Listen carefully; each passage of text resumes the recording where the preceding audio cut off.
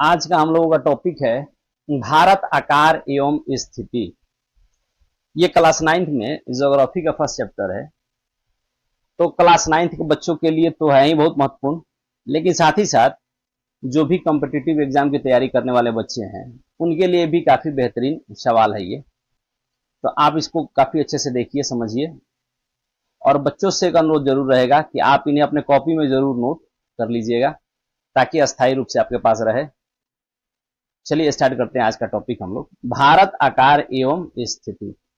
देखिए, इस टॉपिक को स्टार्ट करने से पहले कुछ छोटी छोटी बातें हैं जो जनरली बच्चों को पता है, फिर भी उन बच्चों के लिए जो नहीं जानते हैं। देखिए, कोई भी मैप जब हम पढ़ेंगे तो इसमें जो सबसे ऊपर का हिस्सा है, जैसे जो ये ए वाला हिस्सा है, ठीक, ये होता है उत्तर।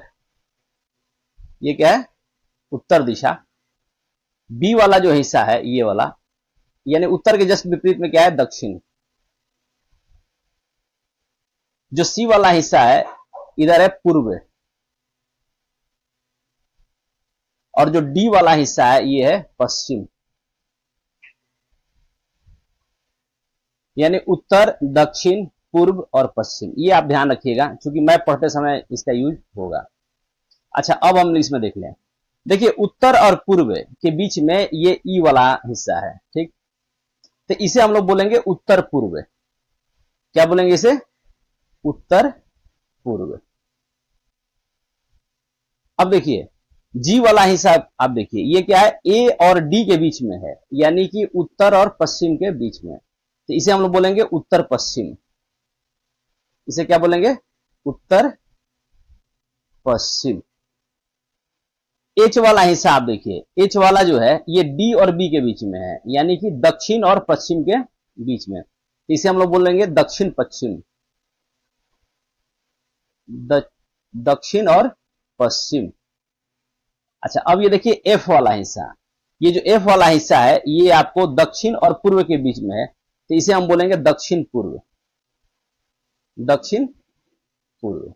ये बहुत छोटी बातें हैं, लेकिन इसे ध्यान में रखना बहुत जरूरी है क्योंकि मैप पढ़ते समय ये बार बार ये टर्म आपको आएंगे, ठीक ना? उत्तर पूर्व, दक्षिण पश्चिम, दक्षिण पूर्व। तो आप ये समझे रहिए कि हम दक्षिण पश्चिम कह रहे हैं, इसका मतलब कौन सी दिशा हो गई।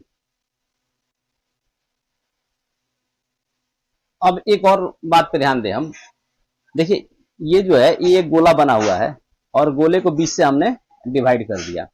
ये जो ऊपर का हिस्सा है ये ए और ये बी, उसी तरह से ये है सी और ये है डी। तो जो ए वाला हिस्सा है ये चूंकि गोला के ऊपर का आधा हिस्सा है, तो इसे हम लोग बोलते हैं उत्तरी गोलार्ध। इसे क्या बोलेंगे? उत्तरी गोलार्ध। और नीचे वाला दक्षिणी गोलार्ध।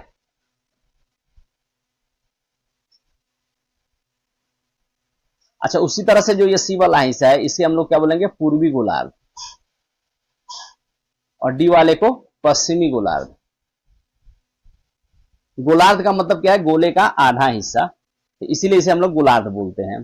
यानी नॉर्दर्न हेमिस्फीयर और साउथर्न हेमिस्फीयर, उसी तरह से ईस्टर्न और वेस्टर्न। इस तरह से हम लोग बांट देंगे पूरे वर्ल्ड को। अब ये चीजें हमें काम आएगी जब भारत का हम लोग पढ़ेंगे उस समय, ठीक। अब हम लोग अपने टॉपिक पर आ जाएं। देखिए, आज का जो पहला सवाल है वो है कि भारत किस महाद्वीप में स्थित है? पूरे वर्ल्ड में 7 महाद्वीप है, जिसमें सबसे बड़ा जो महाद्वीप है वो है एशिया। सबसे बड़ा कौन सा है? एशिया। देखिए, एशिया यहां दिख रहा है 1 नंबर पे। दूसरा है अफ्रीका, ये हो गया 2, ये हो गया 1।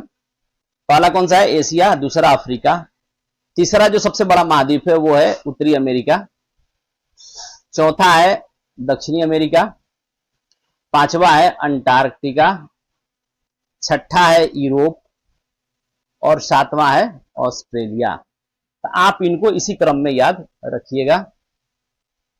7 महाद्वीप: एशिया, अफ्रीका, उत्तरी अमेरिका, दक्षिणी अमेरिका, अंटार्कटिका, यूरोप और ऑस्ट्रेलिया। देखिए, आपसे सवाल पूछ सकता है कि सबसे बड़ा महाद्वीप का नाम बताइए। ये आपसे ये भी पूछ सकता है कि सबसे छोटे महाद्वीप का नाम बताइए। कभी कभी आरोही अवरोही क्रम में भी लगाने के लिए दे सकता है, इसलिए आप क्रम में इसके याद रखिएगा।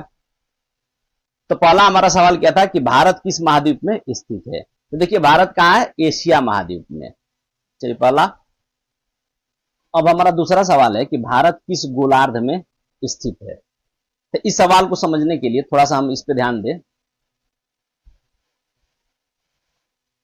देखिए ये विश्व का मानचित्र है, इसे जब आप देखिएगा तो इसमें आपको दो तरह की रेखाएं दिखेंगी। एक ऐसी रेखा जो कि पूर्व से पश्चिम की तरफ जा रही है, और एक ऐसी रेखा जो कि उत्तर से दक्षिण की तरफ आ रही है। ये जो दो तरह की रेखाएं हैं, जिसमें वैसी काल्पनिक रेखा जो कि पूर्व से पश्चिम की तरफ जाए, वैसी काल्पनिक रेखा जो पूर्व से पश्चिम की तरफ जाए, जैसे देखिए ये जो इधर से लाइन जा रही है, ये लाइन, ठीक, इसे हम लोग बोलते हैं अक्षांश। ठीक है। अब दूसरा देखिए, ऐसी लाइन जो कि उत्तरी ध्रुव से दक्षिणी ध्रुव को मिलाती है, इसे हम लोग बोलते हैं देशांतर। तो यानी दो तरह की रेखाएं हैं पूरे ग्लोब पे, आप जब देखिएगा तो आपको दिखेगा ये सब काल्पनिक रेखाएं हैं, एक अक्षांश और दूसरी देशांतर। तो ये देखिए ये जो अक्षांश रेखा है जो ग्रीन कलर में आपको दिख रहे हैं, जो कि पूर्व से पश्चिम की तरफ जा रही है, ये रेखा क्या करती है कि पूरे पृथ्वी को दो बराबर भागों में डिवाइड कर देती है, जिसके ऊपर वाले हिस्सा जो है वो नॉर्थ और ये ऊपर नॉर्थ और नीचे वाला हिस्सा साउथ।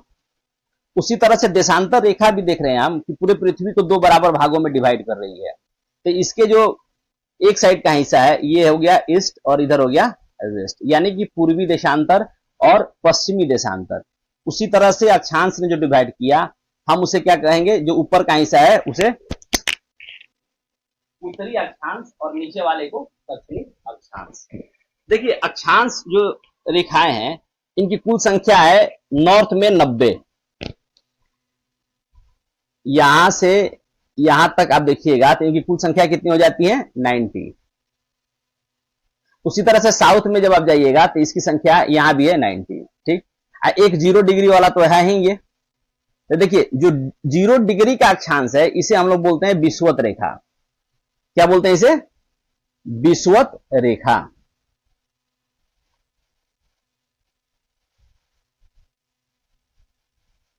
विषुवत रेखा या इसी को हम लोग बोलते हैं भूमध्य रेखा, यानी भूमि के मध्य से गुजरने वाली रेखा, भूमध्य रेखा। इंग्लिश में इसी को हम लोग बोलते हैं इक्वेटर। ठीक, तो अब देखिए इक्वेटर के नॉर्थ में जो भी देश हैं उन्हें हम लोग किस गोलार्ध में बताएंगे, उत्तरी गोलार्ध में। और इक्वेटर के जस्ट नीचे में जो देश हैं इन्हें हम लोग क्या बोलेंगे, ये बोलेंगे दक्षिणी गोलार्ध में स्थित देश। तो हमारा सवाल यह है कि भारत किस गोलार्ध में स्थित है।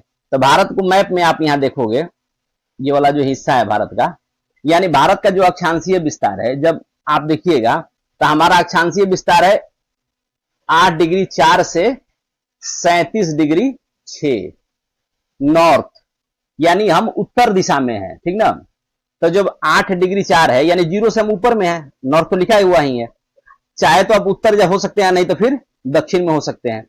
तो जब हम उत्तर में, तो अगर सवाल आपसे पूछेगा कि भारत किस गोलार्ध में स्थित है, तो हम क्या आंसर देंगे, उत्तरी गोलार्ध। उसी तरह से अगर आपसे पूर्वी या पश्चिमी गोलार्ध के बारे में पूछे कि भारत किस गोलार्ध में स्थित है देशांतर के हिसाब से, तो भारत का जो देशांतरीय विस्तार है इसे भी आप लोग याद रखिए, आगे क्वेश्चन में ही आएगा।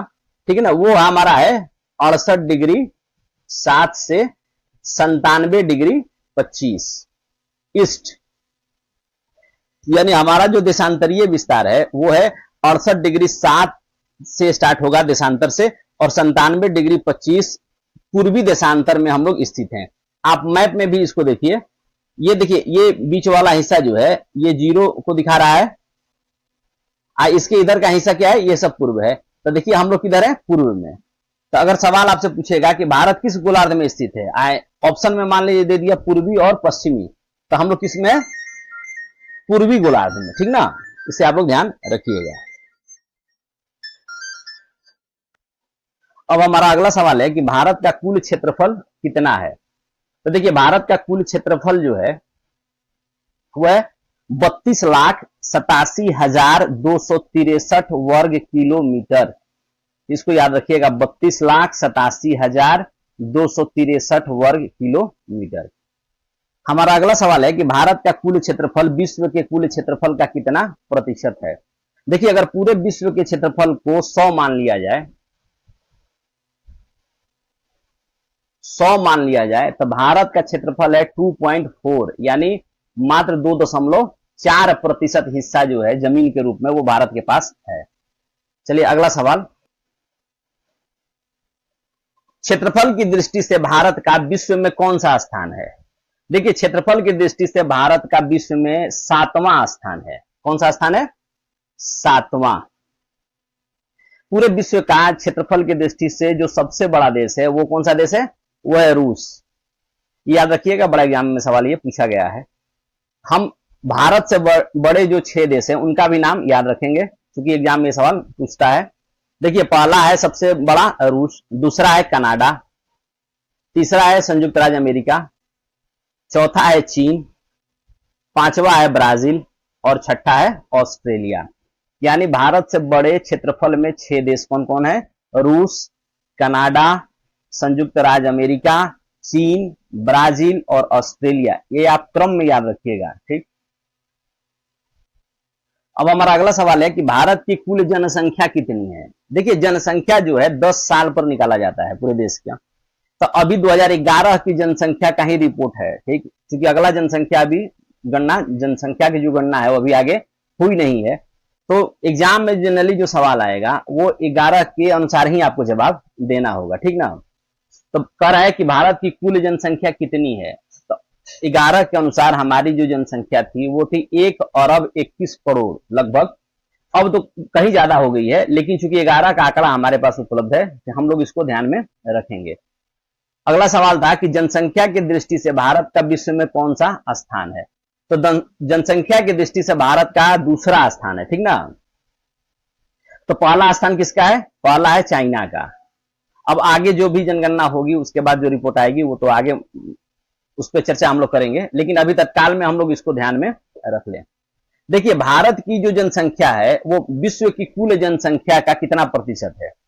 देखिए जिस तरह से क्षेत्रफल में हम लोगों ने देखा था कि भारत का क्षेत्रफल कितना था? 2.4, लेकिन जब हम लोग जनसंख्या देख रहे हैं तो जनसंख्या को अगर 100 मान लिया जाए तो भारत के पास पूरे विश्व का 17.5% आबादी रह रही है। देख लीजिए क्षेत्रफल कितना कम है और आबादी कितनी ज्यादा है। अब ये भारत का जो मैप है इसमें कुछ सवाल है, इसको आप लोग देख लीजिए, फिर वो सवाल नीचे बना हुआ है उस पर हम लोग चर्चा करेंगे। देखिए भारत में उत्तर से लेकर दक्षिण तक, यानी यहां से लेकर यहां, नॉर्थ से लेकर साउथ, ये टोटल जो लंबाई है ये कितनी है? 3214 किलोमीटर। 3214 किलोमीटर नॉर्थ से साउथ तक, ठीक ना, यानी उत्तर से लेकर दक्षिण तक। और उसी तरह से पूर्व से पश्चिम, यह है नॉर्थ से साउथ, ठीक। पूर्व से पश्चिम यानी ईस्ट से वेस्ट, यानी ये वाली जो लंबाई है हमारी, ये हमारी कितनी है? 2933 किलोमीटर। ये दो फेमस सवाल है, ये ध्यान रखिए। उत्तर से दक्षिण तक कुल लंबाई कितनी है? 3214, और पूर्व से पश्चिम कितनी है? 2933, ठीक।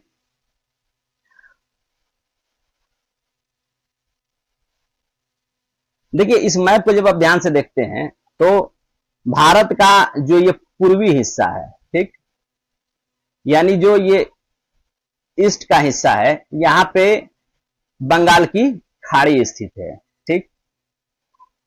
और जो पश्चिम का हिस्सा है यानी वेस्ट वाला हिस्सा है, यहां पे क्या है? अरब सागर। ये आप दोनों याद रखिए, पूर्व में क्या है? बंगाल की खाड़ी, और पश्चिम में क्या है? अरब सागर। और जब साउथ में हम देखेंगे तो यहां है हिंद महासागर। यानी 3 तरफ से पानी से हम लोग घिरे हुए हैं, बंगाल की खाड़ी, अरब सागर और हिंद महासागर। ये तीनों को मैप आप ध्यान में रखिए। उत्तर में तो हिमालय का ये पर्वतमाला है ही, तो इस तरह से हमारी ये चारों बाउंड्री बन जा रही है, ठीक।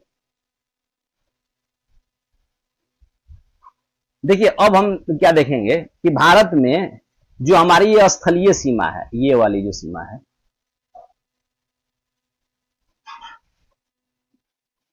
ये वाली जो हमारी सीमा है, ठीक ना, इसकी कुल लंबाई कितनी है? तो स्थलीय सीमा की कुल लंबाई है 15,200 किलोमीटर। ठीक, ये सवाल पूछा हुआ, ध्यान रखिएगा। भारत की स्थलीय सीमा की कुल लंबाई कितनी है? 15,200। ये सारा सवाल नीचे है, लेकिन यहां चूंकि मैप पे आपको समझा दे रहे हैं। अब देखिए, अब ये वाला जो हिस्सा हमारा है, ये जल से सटा हुआ है। तो सवाल अगर आपसे पूछेगा कि भारत की तटीय सीमा की कुल लंबाई कितनी है, तो देखिए भारत में क्या है कि जो मुख्य भूमि है वो तो यहां तक है, यहां से लेकर ये, लेकिन हमारे यहाँ क्या है कि दो द्वीप समूह भी हैं, एक पूर्व दिशा की तरफ और एक पश्चिम में। वास्तविक में ये पूर्व नहीं है, ये तो दक्षिण पूर्व हो जाएगा, और लक्षद्वीप हो जाएगी दक्षिण पश्चिम में, ठीक ना। तो ये जो द्वीप समूह है, इन सबको अगर हम ऐड कर लें, क्योंकि यहां भी पानी चारों तरफ से घिरा हुआ है, तो भारत की तटीय सीमा की कुल लंबाई है 7516.5 किलोमीटर। अच्छा, अब अगर हम द्वीप को हटा दे रहे हैं, मुख्य भूमि की तटीय सीमा अगर हम लोग देखें, केवल इसको हम लोग देखें, इसको हटा दें और इसको हटा दें, तो मुख्य भूमि की जो तटीय सीमा है वो है कितनी? 6100 किलोमीटर। अगर द्वीप को भी ऐड कर रहे थे तो 7516 चला जा रहा था, लेकिन अगर केवल मुख्य भूमि को देखेंगे तो कितना हो जाएगा? 6100 किलोमीटर। ठीक। अच्छा, फिर आपसे ये भी सवाल पूछा जाएगा कि मुख्य भूमि जो हमारी तटीय सीमा है वो कितने राज्यों को टच करती है। ठीक है, ये सब सवाल आगे है, उस पर हम लोग चर्चा करेंगे। एक सवाल ये बनता है कि भारत की मुख्य भूमि का सबसे दक्षिणतम बिंदु क्या है? मुख्य भूमि का सबसे दक्षिणतम बिंदु, ये वाली पॉइंट, तो ये है क्या है? कन्याकुमारी। भारत की मुख्य भूमि का दक्षिणतम बिंदु क्या है? कन्याकुमारी। ये ध्यान रखिएगा आप, ठीक है। कन्याकुमारी किस राज्य में है? यह है तमिलनाडु में। कहां है? तमिलनाडु। अच्छा, देखिए सबसे जो हमारा उत्तरी बिंदु है ये क्या है? इंदिरा कौल। ये कहां है? जम्मू कश्मीर में। अब ये लद्दाख में पड़ जाएगा ये, ठीक ना। उसी तरह से जो हमारा सबसे पश्चिमी बिंदु है वो क्या है? गुहार मोती। ये कच्छ के रण में है, गुजरात में। और जो सबसे पूर्वी बिंदु है वो है किबीथू। ये कहां है? अरुणाचल प्रदेश में। अरुणाचल प्रदेश। यानी इसमें कई सवाल बने, जैसे भारत के मुख्य भूमि का दक्षिणी बिंदु कहेगा तो कन्याकुमारी, और अगर पूरे भारत का कहेगा कि भारत का सबसे दक्षिणतम बिंदु बताएं तो वो क्या हो जाएगी? इंदिरा पॉइंट। इंदिरा पॉइंट जो है ये कहां है? अंडमान निकोबार में स्थित है, ठीक ना। ये हमारा सबसे साउथेस्ट पॉइंट है पूरे इंडिया का। दो सवाल है, दोनों पे ध्यान में रखिएगा, एक है कन्याकुमारी आंसर और दूसरा का है इंदिरा पॉइंट। मुख्य भूमि पूछेगा तो कन्याकुमारी, और अगर पूरे भारत का दक्षिणतम बिंदु पूछेगा तो इंदिरा पॉइंट। इंदिरा पॉइंट कहां है? अंडमान निकोबार द्वीप समूह में स्थित है। देखिए अब अगला सवाल हम लोग का है क्या है कि भारत का अक्षांशीय विस्तार क्या है? तो 8 डिग्री 4 उत्तरी अक्षांश से 37 डिग्री 6 उत्तरी अक्षांश के बीच में, जो पहले हम लोग पढ़े हैं। अब उसी तरह से भारत का देशांतरीय विस्तार कितना है? 68 डिग्री 7 से 97 डिग्री 25 पूर्वी देशांतर। ये आप याद रखिएगा एक्यूरेट, क्योंकि एग्जाम में इसी तरह से सवाल पूछेगा, थोड़ा सा कंफ्यूजन कर देगा आपको। जैसे 8 डिग्री 4 है और 37 डिग्री 6 है, वो आपको क्या करेगा कि 36 डिग्री 7 कर देगा, तो आप उसी में कंफ्यूज कर जाइएगा। इसलिए आप एक्यूरेट याद रखिएगा, ठीक। अब देखिए नाइन्थ क्लास में एक सवाल क्या पूछा है कि भारत का सबसे पूर्वी देशांतर क्या है? देखिए देशांतरीय विस्तार तो आपने देख लिया कि 68 डिग्री 7 से लेकर 97 डिग्री 25 तक है, ठीक। तो मान लीजिए अगर यहां अगर 68 डिग्री 7 है तो यहां कितना होगा? 97 डिग्री 25। तो सबसे पूर्व में कौन सा होगा? ये वाला हिस्सा। तो उसमें ऑप्शन दोनों दे दिया, 68 डिग्री 7 भी दे दिया है और 97 डिग्री 25 भी दे दिया। अब कह रहा है क्या आंसर मारिए? तो सबसे अगर पूर्वी पूछेगा तो हम लोग क्या मारेंगे? 97 डिग्री 25, ठीक। तो ये ध्यान में आप रखिएगा। देखिए अगला सवाल क्या है कि भारत की स्थलीय सीमा, हमने क्या देखा था पीछे कि भारत की स्थलीय सीमा की कुल लंबाई कितनी थी? 15,000 200। अब ये सवाल क्या पूछ रहा है कि भारत की जो स्थलीय सीमा है वो कितने देशों की सीमा से सटी है। तो जब भारत का मैप आप देखिएगा तो इसमें 7 ऐसे देश हैं जिससे हमारी स्थलीय सीमा सटी हुई है। देखिए, पहला है बांग्लादेश। पहला कौन सा है? बांग्लादेश। दूसरा है चाइना। तीसरा है पाकिस्तान। चौथा है नेपाल। पांचवा है म्यांमार। छठा है भूटान और सातवां है अफगानिस्तान। यानी 7 देश हैं जिनकी स्थलीय सीमा भारत की सीमा से सटी हुई है। जिसमें किस देश की सीमा सबसे अधिक है, इस क्रम में आप याद रखिएगा, क्योंकि एग्जाम में सवाल किसी भी तरह से घुमा सकता है। तो सबसे अधिक सीमा सटी हुई है बांग्लादेश की, दूसरे नंबर पे है चाइना, तीसरे पे है पाकिस्तान, चौथे नंबर पे है नेपाल, पांचवें पे म्यांमार, छठे पे भूटान और सातवें पे अफगानिस्तान। यानी कि सबसे अधिक बांग्लादेश और सबसे कम सीमा सटी हुई है अफगानिस्तान की। ठीक, देखिए एक सवाल ये भी है कि भारत के कितने ऐसे राज्य हैं जो तटीय सीमा बनाते हैं। तटीय सीमा यानी कि समुद्री सीमा बनाते हैं। तो हमारे देश में जो समुद्री सीमा है वो यहां से और यहां है। ठीक, तो अब हम इसमें देख लेंगे कि कौन कौन से राज्य हैं जिनकी तटीय सीमा है। तो देखिए, पहला ये है गुजरात, दूसरा महाराष्ट्र, तीसरा गोवा, चौथा कर्नाटक और पांचवा केरल। ये 5 राज्य हैं जो कि पश्चिमी तट पे हैं। कौन कौन? गुजरात, महाराष्ट्र, गोवा, कर्नाटक और केरल। 5 इधर हो गए। और पूर्वी तट पे देख लें, तमिलनाडु, आंध्र प्रदेश, ओडिशा और पश्चिम बंगाल। यानी कि 5 इधर पश्चिमी तट पे और 4 इधर पूर्वी तट पे। यानी कि 9 राज्य ऐसे हैं जो अपनी तटीय सीमा बनाते हैं। ठीक, केंद्र शासित प्रदेश में अगर आप देखिएगा तो पुडुचेरी है एक, और एक यहाँ पे दमन एवं दीव। तो केंद्र शासित प्रदेश भी है तो 2, अब बाकी अगर राज्य है तो 9। ये याद रखिएगा, बिहार सचिवालय में ये सवाल पूछा था। ठीक ना। अब उसमें एक सवाल ये भी बनता है कि सबसे ज्यादा तटीय सीमा किस राज्य की है। तो सबसे ज्यादा तटीय सीमा किसकी है? गुजरात की। ये जो है गुजरात की तटीय सीमा सबसे अधिक है और दूसरे नंबर पे है आंध्र प्रदेश। ठीक ना। आगे सवाल में इसका क्रम भी बता दिए हैं। देखिए, आगे सवाल ये पूछ रहा है कि जो हमारी जो सीमा जिन देशों से सटी हुई है, जैसे कि भारत की सीमा पाकिस्तान से, चाइना से, नेपाल से, हमने आगे सवाल देखा भी है। तो आखिर में ये जो देश हैं, जैसे पाकिस्तान है, तो पाकिस्तान की सीमा भारत के किन किन राज्यों से सटी है। ठीक ना, सवाल राज्य से अब पूछ दिया। तो अब हम लोग इसको देख ले। देखिए, ये है पाकिस्तान की सीमा, ये इधर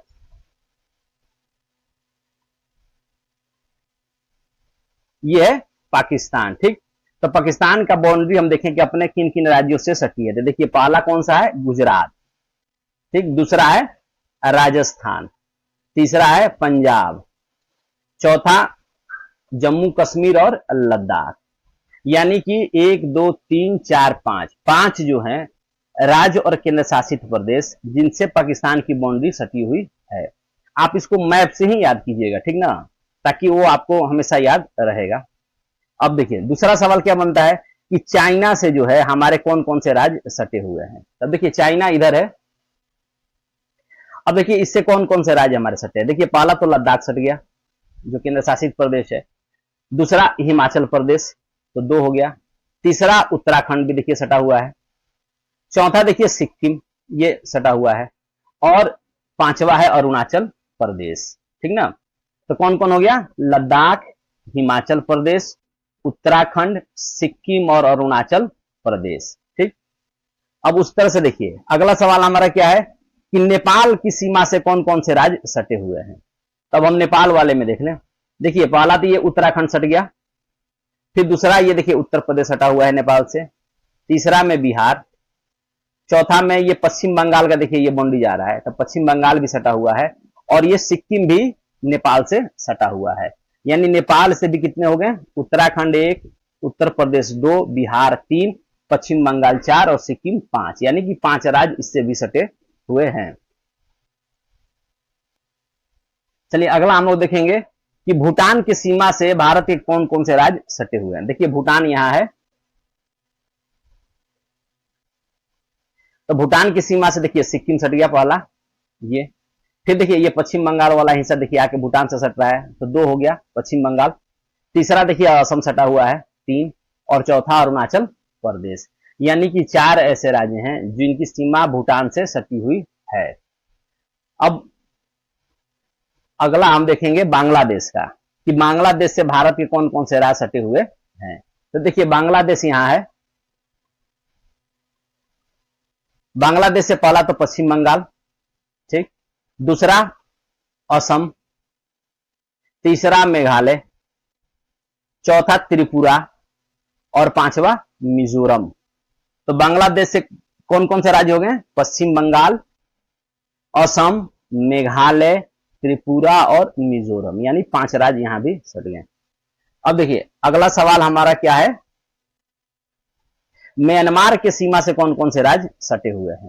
तो म्यांमार की सीमा से सटे हुए हैं, देखिए पहला तो मिजोरम हो गया, मिजोरम, मणिपुर, नागालैंड और अरुणाचल प्रदेश, यानी म्यांमार से कितने राज्य सटे हुए? 4, मिजोरम, मणिपुर, नागालैंड और अरुणाचल प्रदेश। तो याद आप रखिएगा, अफगानिस्तान से जो है मात्र एक राज्य सटा हुआ है और वो है लद्दाख, ठीक ना, बहुत छोटा सा हिस्सा सटा हुआ है वो। जनरली देखिए अफगानिस्तान से जो सटा हुआ पार्ट है ना, वो अब पाक अधिकृत कश्मीर के रूप में है वो, ठीक, ये भी आप ध्यान में रखिएगा। तब पाक अधिकृत कश्मीर जो है पाकिस्तान कहता है कि हमारा कब्जा है, कब्जा तो उसका है ही, लेकिन उसको हम लोग अपने मैप में दिखाते हैं, ठीक ना, इसलिए ये हिस्सा हमें दिख रहा है कि भारत में सटा हुआ है, लेकिन वास्तविक में क्या है कि ये अभी हिस्सा जो है ये कहां है? पाक अधिकृत कश्मीर के अंडर में। चलिए अब एक सवाल ये भी है कि जो ये भारत और पाकिस्तान का ये जो बाउंड्री है, ठीक ना, इसे किस नाम से जानते हैं? इसे हम लोग जानते हैं रेड क्लिफ। क्या नाम है इसका? Red Cliff line.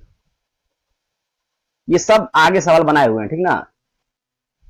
अच्छा, दूसरा एक है कि भारत और चाइना के बीच का जो बाउंड्री है, ये वाली जो बाउंड्री है, इसे हम किस नाम से जानते हैं? तो इसे हम लोग जानते हैं मैकमोहन रेखा, मैकमोहन रेखा। और देखिए तीसरा क्या है कि भारत और अफगानिस्तान के बीच की जो बाउंड्री है, इसे क्या इस नाम से जानते हैं? तो इसे हम लोग जानते हैं डूरंड रेखा, डूरंड लाइन इसे हम लोग कहते हैं। लेकिन देखिए डूरंड लाइन जो है वास्तविक में अगर आप आज के डेट में देखिएगा तो ये रेखा किसके बीच में चली गई है? पाकिस्तान और अफगानिस्तान के बीच में, ठीक ना, क्योंकि बंटवारा हो गया तो वो वाला हिस्सा उधर चला गया है। तो इस तरह से ये तीनों लाइन आप याद रखिएगा। रेड क्लिफ किसके बीच में है? भारत और पाकिस्तान के बीच में। मैकमोहन लाइन किसके बीच में है? भारत और चाइना के बीच में। और डूरंड रेखा किसके बीच में? भारत और अफगानिस्तान। या ऑप्शन में दे देगा पाकिस्तान और अफगानिस्तान, तो उसको आंसर मारिएगा। ठीक, देखिए अगर आपसे ये सवाल पूछा जाए कि भारत के ऐसे कितने राज्य हैं जिनकी सीमाएं 3 देशों से सटी हुई है, तो इस मैप को देख के आप इसको मैप से ही पढ़ना है आपको, ये बात आप ध्यान में रखिएगा, ठीक ना, ताकि वो चीजें आपको अच्छी तरह से समझ में आए और आपको अच्छे से याद भी हो जाए। तो देखिए इसमें पहला राज्य क्या है? सिक्किम, ठीक, दूसरा है पश्चिम बंगाल और तीसरा है अरुणाचल प्रदेश। यानी कि भारत के ऐसे 3 राज्य हैं जिनकी सीमाएं 3 देशों से सटी हुई है। देखिए सिक्किम को आप देखिए, ये पहला सटा हुआ है नेपाल से, दूसरा चाइना से और तीसरा भूटान से, ठीक। उसी तरह से जब पश्चिम बंगाल को आप देखते हैं तो इसकी सीमा सटी हुई है, एक तो बांग्लादेश से, दूसरा देखिए नेपाल से भी सटा हुआ है और तीसरा भूटान से। यानी कि पश्चिम बंगाल जो है ये भी 3 देश से सट गया। और उसी तरह से अगर अरुणाचल प्रदेश को आप देखते हैं तो देखिए इस साइड से ये म्यांमार से सट गया, इधर चाइना से सटा हुआ है और इधर देखिए भूटान से, यानी 3 देशों से ये भी सट गया। केंद्र शासित प्रदेश में देखिए जो ये लद्दाख है, इसकी भी सीमाएं देखिए चाइना से, पाकिस्तान से और अफगानिस्तान से सटी हुई है। यानी अगर केंद्र शासित प्रदेश में कोई पूछ रहा है तो लद्दाख आंसर मारेंगे, और अगर राज्य पूछ रहा है कि ऐसे कितने राज्य हैं जिनकी सीमाएं 3 देशों से सटी है, तो हम आंसर क्या मारेंगे, सिक्किम, पश्चिम बंगाल और अरुणाचल प्रदेश। ये है तीन देश से। अब देखिए, अगर आपसे पूछ रहा है कि भारत के ऐसे कितने राज्य हैं जिनकी सीमा 2 देशों से सटी है। पहला तो 3 देश से था, अब क्वेश्चन क्या आया कि 2 देशों से सटी हुई है। तो देखिए 2 देशों से सटी हुई जो भारत के राज्य हैं, देखिए उसमें पहला क्या है, मिजोरम का। आप देखिए मिजोरम को, ये किससे सटी हुई है, एक तो बांग्लादेश से और दूसरा म्यांमार से। तो पहला तो यही हो गया। अच्छा, फिर दूसरा हम लोग देखें, एक है असम। असम को आप लोग देखिए, असम एक साइड से भूटान से सटा हुआ है और दूसरे साइड से बांग्लादेश से। तो 2 ये हो गया। अच्छा, तीसरा देखिए उत्तराखंड। उत्तराखंड भी देखिए एक साइड से तो चाइना से सटा हुआ है और दूसरे साइड से नेपाल से। यानी कि भारत के ऐसे 3 राज्य हैं जिनकी सीमाएं 2 देशों से सटी है। ठीक ना, कौन कौन होगा, एक तो मिजोरम, दूसरा असम और तीसरा उत्तराखंड। ये तीनों याद रखिएगा आप। देखिए अब हम इस मैप को देख के एक सवाल और है, उस पर हम लोग चर्चा करें। देखिए भारत की जो राज्य हैं, चाहे तो वो अंतर्राष्ट्रीय सीमा बना रहे हैं, इधर वाला जो स्थलीय सीमा है, ठीक ना, ये वाला सीमा बना रहे हैं, या फिर समुद्री सीमा बना रहे हैं। ठीक, लेकिन इसके बाद भी बहुत से ऐसे राज्य हैं जो ना तो अंतर्राष्ट्रीय सीमा बना रहे हैं और ना ही समुद्री सीमा बना रहे हैं। तो अगर आपसे पूछा जाए कि वह ऐसे कितने राज्य हैं जिनकी ना ही कोई अंतर्राष्ट्रीय सीमा है और ना ही कोई समुद्री सीमा है, तो आप देखिए कौन कौन से वो राज्य हैं। देखिए इसमें पहला तो यह हरियाणा हो गया। हरियाणा की ना ही कोई स्थलीय सीमा है और ना ही कोई समुद्री सीमा। तो एक हो गया हरियाणा। दूसरा देखिए मध्य प्रदेश। मध्य प्रदेश भी देखिए चारों तरफ से घिरा हुआ है। तीसरा है देखिए छत्तीसगढ़। 3 हो गया। चौथा हो गया झारखंड, 4, और 5वां हो गया तेलंगाना। यानी 5 ऐसे राज्य हैं जिनकी ना ही कोई अंतर्राष्ट्रीय सीमा बन रही है और ना ही कोई समुद्री सीमा बन रही है। ठीक ना, ये 5 का नाम आप याद रखिएगा। अब देखिए अगर सवाल ये पूछ दे कि भारत के ऐसे कितने राज्य हैं जो कि अंतर्राष्ट्रीय सीमा बना रहे हैं, ठीक ना, इसको आप काउंट कर लीजिएगा जितने भी राज्य हैं ये। देखिए जब हम इंडिया के साउथ में देखेंगे तो 2 ऐसे देश हैं जो कि द्वीपीय देश है। द्वीप का मतलब क्या होता है, ऐसा स्थल खंड, ठीक ना, मान लीजिए कोई स्थल है ऐसे, ठीक ना, और ये चारों तरफ पानी से घिरा हुआ है, तो इसे हम लोग क्या बोलेंगे, द्वीप। क्या बोलेंगे, द्वीप, यानी जिसके चारों तरफ पानी हो। अच्छा, अगर ऐसा स्थल खंड जिसके 3 तरफ पानी है, जैसे देखिए भारत का हिस्सा है ना, यहाँ पे 3 तरफ पानी है, 1, 2 और 3, यानी ऊपर में तो स्थल है लेकिन 3 तरफ पानी है, तो इस तरह के हिस्से को हम लोग क्या बोलते हैं, प्रायद्वीप। प्रायद्वीप, यानी दोनों टर्म आप याद रखिए, द्वीप और प्रायद्वीप। द्वीप किसे कहेंगे, जिसके चारों तरफ पानी हो, और प्रायद्वीप किसे कहेंगे, जिसके 3 तरफ पानी हो। तो देखिए भारत के पड़ोस में साउथ में जब आप देखिएगा तो 2 द्वीपीय देश हैं, यानी ऐसे देश जिनके चारों तरफ पानी है। तो एक तो है श्रीलंका। कौन सा है, श्रीलंका, देखिए एकदम पड़ोस में हम लोग का है। और एक यहीं पे एक देश है मालदीव, ठीक ना, जो कि लक्षद्वीप के जस्ट नीचे में है। तो देखिए भारत और श्रीलंका के बीच में एक जल संधि है जिसे हम लोग बोलते हैं पाक जल संधि। पाक जल संधि, ठीक ना, ये इधर में है। और इस साइड में नीचे में आप देखिएगा तो एक खाड़ी है, मन्नार की खाड़ी। तो सवाल ये पूछा था कि भारत और श्रीलंका को कौन सी जल संधि अलग करती है, तो आंसर हम लोग क्या मारेंगे, पाक जल संधि। या अगर आपसे पूछ दे कि कौन सी खाड़ी इन दोनों के बीच में स्थित है, तो आंसर क्या मारिएगा, मन्नार की खाड़ी। देखिए मन्नार, मन्नार की खाड़ी।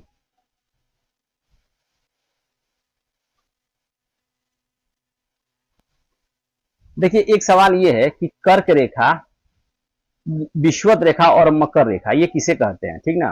तो मान लीजिए अगर हम पूरे पृथ्वी को ऐसे देखें, ग्लोब को, तो बीच से जो रेखा गई इसे हम लोग क्या बोलते हैं, विषुवत रेखा, ठीक। और 23.5 डिग्री उत्तरी अक्षांश जो है इसे हम लोग बोलते हैं कर्क रेखा। देखिए ये तो हो गया जीरो। जीरो से जब हम ऊपर की ओर जाएंगे तो 1 डिग्री अक्षांश होगा तो उसे हम लोग बोलेंगे 1 डिग्री उत्तरी अक्षांश, फिर 2, 3, 4 ऐसे करते करते हम ऊपर की ओर बढ़ेंगे। तो ये जो 23.5 डिग्री नॉर्थ है इसे हम लोग क्या बोलते हैं, कर्क रेखा। क्या बोलेंगे इसको, कर्क रेखा, ठीक। और उसी तरह से 23.5 अगर साउथ में हम लोग आते हैं तो इसे हम लोग क्या बोलेंगे, मकर रेखा, मकर रेखा। तो देखिए ये तीनों आप नाम याद रखिएगा, कर्क रेखा, विषुवत रेखा और मकर रेखा। कर्क रेखा 23.5 डिग्री उत्तरी अक्षांश, विषुवत रेखा 0 डिग्री अक्षांश को कहते हैं, और मकर रेखा 23.5 डिग्री दक्षिणी अक्षांश को कहते हैं। तो सवाल ये पूछा गया है कि कर्क रेखा भारत के कितने राज्यों से होकर गुजरती है। देखिए हमने देखा था पीछे कि भारत उत्तरी गोलार्ध में है, तो कर्क रेखा भी क्या है, उत्तरी गोलार्ध में, और हमारा जो अक्षांशीय विस्तार था वो कितना था, 8 डिग्री 4 से 37 डिग्री 6 तक, ठीक ना। तो जब 23.5 डिग्री उत्तरी अक्षांश को कर्क कहेंगे तो ये तो हमारे देश से गुजरेगा, क्योंकि 8 और 37 के बीच में ही है वो। लेकिन विषुवत रेखा हमारे देश से नहीं गुजरेगा। कारण क्या है कि विषुवत किसे कहते हैं, 0 को। हम लोग कहाँ है, 8 डिग्री पे है, यानी हम उसके ऊपर है, तो विषुवत तो हमारे देश से जाएगा नहीं, मकर तो और नहीं जाएगा, वो तो साउथ में है। तो देखिए सवाल है कि कर्क रेखा भारत के कितने राज्यों से होकर गुजरती है। तो कर्क रेखा भारत में 8 राज्यों से होकर गुजरती है, ठीक ना। इस क्वेश्चन को आप याद रखिएगा, कितने राज्यों से, 8। ये 8 राज्य कौन कौन से हैं ये भी हम लोग देख लें। देखिए गुजरात, ये गुजरात, राजस्थान, देखिए पहला हो गया गुजरात, फिर राजस्थान 2 हो गया, तीसरा मध्य प्रदेश, चौथा छत्तीसगढ़, पांचवा झारखंड, छठा पश्चिम बंगाल, सातवां त्रिपुरा और आठवां मिजोरम। ये नाम लिखे हुए हैं पीछे, ठीक ना, आप उसको देख भी लीजिएगा, याद भी कर लीजिएगा। गुजरात, राजस्थान, मध्य प्रदेश, छत्तीसगढ़, झारखंड, पश्चिम बंगाल, त्रिपुरा और मिजोरम, ये 8 राज्य का नाम आपको याद रखना है, ठीक ना। ये फेमस क्वेश्चन भी है, पूछेगा भी ये सवाल। देखिए एक और जो फेमस सवाल है वो है कि समय का निर्धारण कैसे किया जाता है।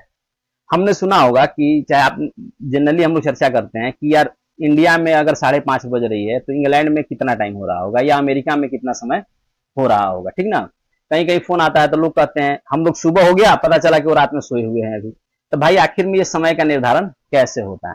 देखिए इस पे हम लोग एक अलग से वीडियो बनाएंगे, ठीक ना, क्योंकि ये वीडियो काफी लंबा हो रहा है, लेकिन फिर भी थोड़ा सा हम उसके बारे में कुछ पॉइंट है जिसको हम लोग याद रखेंगे अपना।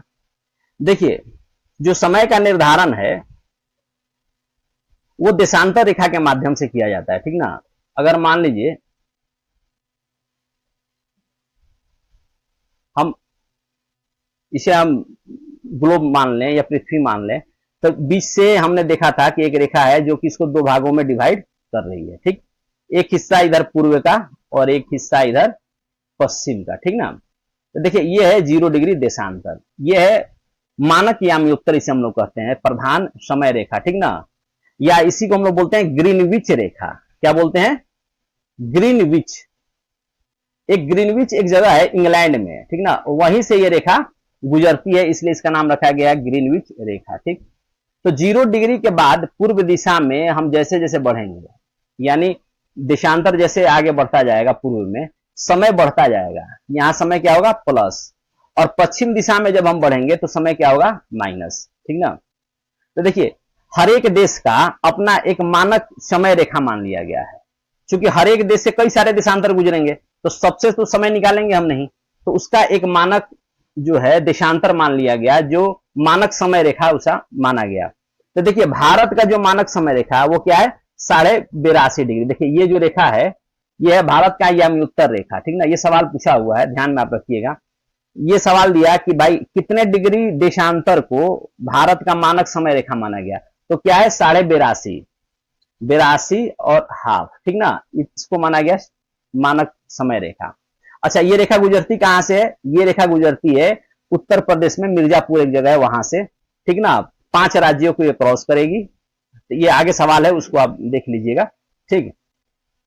तो ये ध्यान में आप रखिएगा 82.5 डिग्री पूर्वी देशांतर, ये जो है भारत का मानक समय रेखा है। और ग्रीनविच टाइम जो 0 है वहां से हमारे यहां आने में करीब 5.5 घंटे का डिफरेंस है।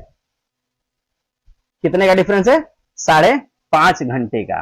अगर आपसे पूछा जाए कि ग्रीनविच पे 12 बज रहा है तो इंडिया में टाइम कितना होगा, तो अगर उससे 5.5 घंटा हम प्लस कर देंगे, यानी शाम का 5:30 बज रहा है, ठीक ना। यानी दोनों के बीच का डिफरेंस कितना है, 5.5 घंटे का। ये ध्यान रखिएगा। बाकी डिटेल में इस पे एक वीडियो बनाएंगे जिसमें आपको समझाएंगे कि इंडिया में अगर इतना हो रहा है तो किसी और देशांतर पे कितना टाइम हो रहा हो, ठीक ना। क्योंकि एक देशांतर पार करने में 4 मिनट का समय लग जाता है, तो उस हिसाब से समय निकाला जाता है। लेकिन ये चूंकि वीडियो काफी बड़ा हो गया है, तो इस वीडियो को हम यहीं पे अब अंत करते हैं। चलिए, आप लोग इस वीडियो को आप लोग खूब अच्छे से देखिएगा। जो भी क्वेश्चन आंसर है उसे आप अपने कॉपी में नोट कर लीजिएगा, ठीक ना। आपको दे दे रहे हैं, आप इससे जो है स्क्रीनशॉट ले लीजिए और इसको अपने कॉपी में नोट करके याद कर लीजिए, क्योंकि काफी इंपॉर्टेंट सवाल है ये सब, जो कि 9th क्लास के लिए तो है ही इंपॉर्टेंट, लेकिन कॉम्पिटिटिव एग्जाम के लिए भी काफी महत्वपूर्ण है। ठीक, तो आप स्क्रीनशॉट ले लीजिए। देखिए, ये है पहला, आप इसका स्क्रीनशॉट ले लीजिएगा।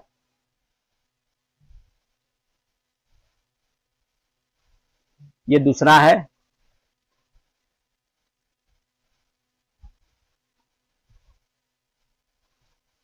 ये तीसरा वाला पार्ट है,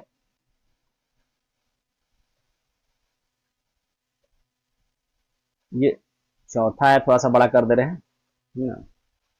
आप इसका स्क्रीनशॉट ले लीजिए।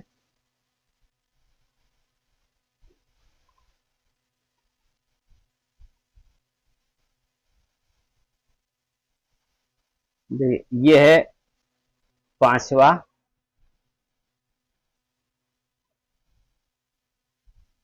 इसका भी आप स्क्रीनशॉट ले लीजिए, थोड़ा बड़ा कर दे रहे हैं।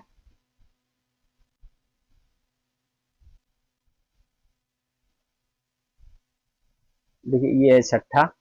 ये सारा क्वेश्चन आंसर जो है काफी इंपॉर्टेंट है, आप इसको अपने कॉपी में नोट कर लीजिएगा।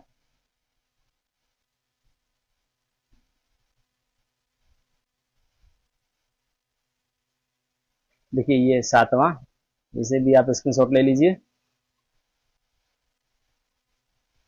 ये देखिए आठवां, इसमें बहुत सारा सवाल है, जैसे कि मान लीजिए क्षेत्रफल में सबसे बड़ा राज्य कौन सा है, ठीक ना। सबसे छोटा राज्य कौन सा है, ये सारा कुछ इस पे लिख दिए हैं, ठीक है। सबसे बड़ा, सबसे छोटा, जनसंख्या सबसे अधिक किसकी है, जनसंख्या सबसे कम किसकी है, ठीक ना। जनसंख्या घनत्व तो सबसे अधिक किसका है, सबसे कम किसका है। इन बहुत सारे सवाल इसमें है, जिसपे आप एक बार इसको पढ़िएगा तो आपको समझ में भी आ जाएगी, और आप अपने कॉपी में इसे नोट भी कर लीजिएगा। ये सारा है, ठीक ना। चलिए, इस वीडियो को हम लोग यहीं पे अंत करेंगे, क्योंकि काफी लंबा वीडियो हो रहा है। ठीक, आप सही से पढ़िए। चलिए, थैंक यू।